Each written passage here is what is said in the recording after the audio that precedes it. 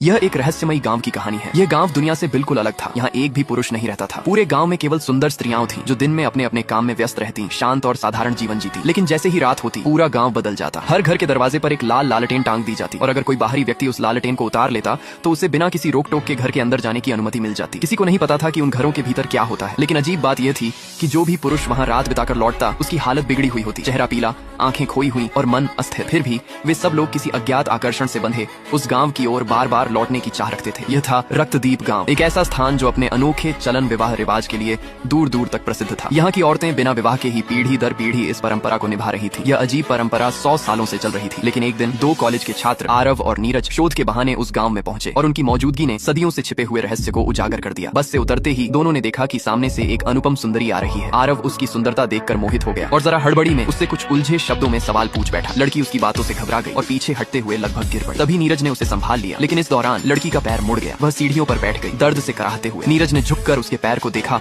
और हल्के हाथों से सहारा दिया। उसे जरा भी अंदाजा नहीं था कि उसकी यही दया आगे चलकर उसकी जान बचा लेगी। नीरज ने लड़की से गांव की उस अजीब चलन विवाह परंपरा के बारे में पूछा तो लड़की का चेहरा तुरंत तनाव से भर गया। उसकी आंखों में डर झलक रहा था। ये देखकर नीरज को यकीन हो गया कि इस गांव में कोई गहरा रहस्य छिपा है। रात होते ही दोनों ने तय किया कि वे सच्चाई का पता लगाएंगे। आरव को रास्ते में एक सुगंधित थैली मिली, जिसकी खुशबू उसे मदहोश कर गई। नीरज ने उसे रोका, पर आरव मानने वाला नहीं था। वह सीधे गांव की ओर चल पड़ा। थोड़ी देर बाद जब नीरज पहुंचा तो उसने आरव की आवाज सुनी। वह किसी अनदेखे सुख में डूबा हुआ था। यह देखकर नीरज भी सोचने लगा कि शायद यह सब सच ही है, और जो चेतावनी लड़की ने दी थी वह केवल डराने के लिए रही होगी। जिज्ञासा उस पर हावी हो गई। जैसे ही नीरज ने एक घर के सामने टंगी लाल लालटेन को उतारा और दरवाजा खोलने ही वाला था, एक हाथ अचानक आगे बढ़ा और उसे रोक लिया। वह वही लड़की थी जिसे उसने दिन में मदद की थी। उसने तेजी से कहा, कृपया अंदर मत जाना, चाहे कुछ भी हो जाए। नीरज हैरान था। उसने पूछा, क्यों, अंदर ऐसा क्या है? लेकिन लड़की कुछ नहीं बोली। उसकी आंखों में बस डर और दया थी। उसने केवल इतना कहा, अगर तुम जिंदा लौटना चाहते हो तो अभी यहाँ से चले जाओ। नीरज अभी सोच ही रहा था कि तभी एक और सुंदर स्त्री आई और पास के घर के दरवाजे पर लाल लालटेन टांग दी। जाने से पहले उसने नीरज की ओर मुस्कुराकर देखा, और बस वही मुस्कान नीरज का संयम तोड़ गई। उसके भीतर की जिज्ञासा, आकर्षण और चाह सब एक साथ भड़क उठे। वह लड़की की चेतावनी को भूलकर लालटेन उठाने के लिए बढ़ा ही था कि हवा में अचानक से एक अजीब सी ठंडक फैल गई।